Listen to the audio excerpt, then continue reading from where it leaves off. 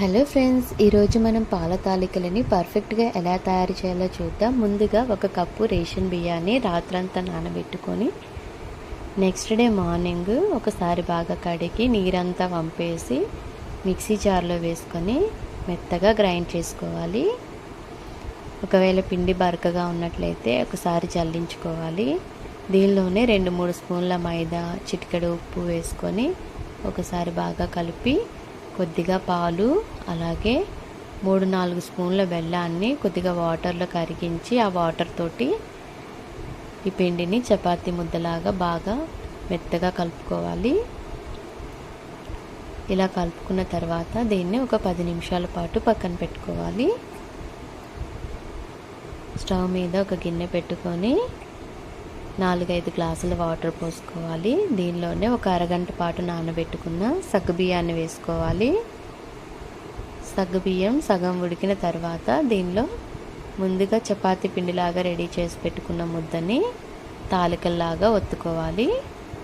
ఒకవేళ మూకుడు కనుక లేకపోయినట్లయితే చేతితోటే తాలికల్ని చేసుకొని ఉడుకుతున్న సగ్గుబియ్యంలో వేసుకోవాలి.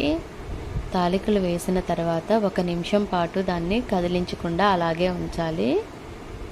ఒకవేళ కదిలించినట్లయితే తాలికలు ముక్కలు ముక్కలుగా విరిగిపోతాయి కాబట్టి 1 నిమిషం పాటు అలాగే ఉంచాలి.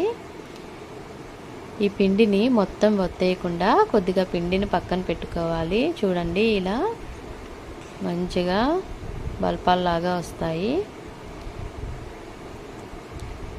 కొద్దిగా పక్కన పెట్టుకుని చపాతీ పిండిని వాటర్ పోసుకొని జారుడుగా కలుపుకొని పక్కన పెట్టుకోవాలి. స్టవ్ మీద బాండి పెట్టుకొని నెయ్యి వేసుకొని జీడిపప్పు, కిస్మిస్, అలాగే ఎండు కొబ్బరి అవసరమైతే ఎండు కొబ్బరిని కూడా వేయించుకొని పక్కన పెట్టుకోవాలి. 1 కప్పు బియ్యానికి 2-3 కప్పుల బెల్లం పడుతుంది. దీన్ని కరగబెట్టి ఇలా ఉడుకుతున్న తాలికల్లో వేసుకోవాలి. స్వీట్ తక్కువ తినే వాళ్ళకి 2 కప్పుల బెల్లం సరిపోతుంది. ఎక్కువ తినే వాళ్ళకి 3 కప్పుల బెల్లం వేసుకుంటే సరిపోతుంది. బెల్లం సిరప్ వేసిన తర్వాత దీనిలో ముందుగా కలిపి పెట్టుకున్న పిండి వాటర్ను కూడా పోసుకొని ఒకసారి బాగా కలుపుకోవాలి. సిమ్లో పెట్టుకొని ఒక 10 నిమిషాల పాటు ఉడికించుకోవాలి. చూడండి, తాలికలు అలాగే సగ్గుబియ్యం మంచిగా ఉడికినాయి.